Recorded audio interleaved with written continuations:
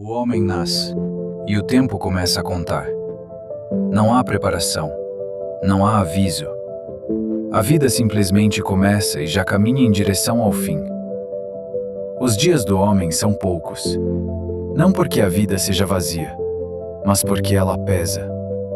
Pesa no corpo, pesa na mente, pesa na alma. O homem aprende cedo que viver é atravessar problemas, alguns pequenos, outros grandes demais para serem explicados. E quase sempre, eles chegam juntos. Ele surge como uma flor, existe por um instante, é visto, depois murcha. Não porque errou, mas porque esse é o curso natural das coisas. O homem passa como sombra. A sombra não permanece. Ela apenas acompanha a luz até desaparecer. E ainda assim, Deus, tu olhas para ele. Tu observas alguém tão frágil, tão limitado, tão cheio de falhas, e o chamas à tua presença. Por quê? O que pode ser puro em alguém que nasce da impureza? O que pode ser perfeito em quem carrega contradições desde o início? Nada. Os dias do homem já estão definidos. O tempo não está solto. Ele tem limites. E nenhum deles pode ser ultrapassado. Isso assusta, mas também alivia. Porque significa que o caos não governa tudo. Existe uma medida. Existe um fim. Existe um controle que não está nas mãos humanas. Ainda assim, o homem se cansa. E às vezes, tudo o que ele deseja é ser deixado em paz. Viver o que resta do seu tempo sem ser constantemente provado, sem ser esmagado pelo peso do existir. A árvore ainda tem esperança. Mesmo cortada, ela pode brotar novamente. Existe vida escondida em suas raízes. Mas o homem cai e não se levanta.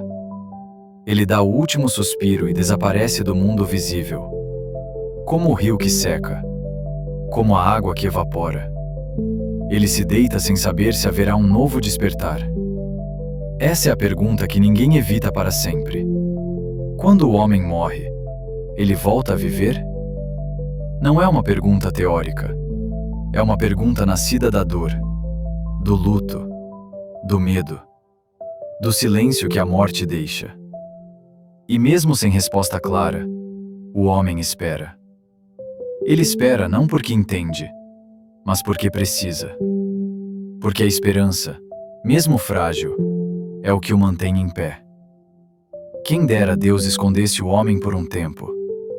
Quem dera houvesse um lugar onde a dor não alcança, onde a ira passa, onde o julgamento espera. Quem dera houvesse um prazo, um momento marcado em que Deus dissesse: agora eu me lembro de você. Talvez esse momento exista. Talvez Deus ainda chame. E talvez o homem responda. Não com argumentos, não com justificativas, mas apenas com a própria existência. Porque no fundo, Deus ainda deseja a obra das suas mãos.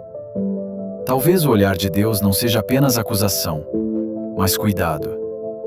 Não apenas julgamento, mas lembrança. Mas enquanto isso não acontece, o tempo continua agindo. Montanhas se desgastam, rochas se movem.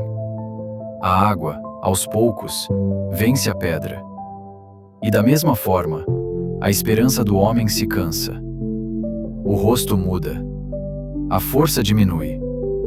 Os dias passam mais rápido. O homem parte. Depois disso, ele não vê o futuro dos filhos. Não sabe se foram honrados ou humilhados. A história continua sem ele.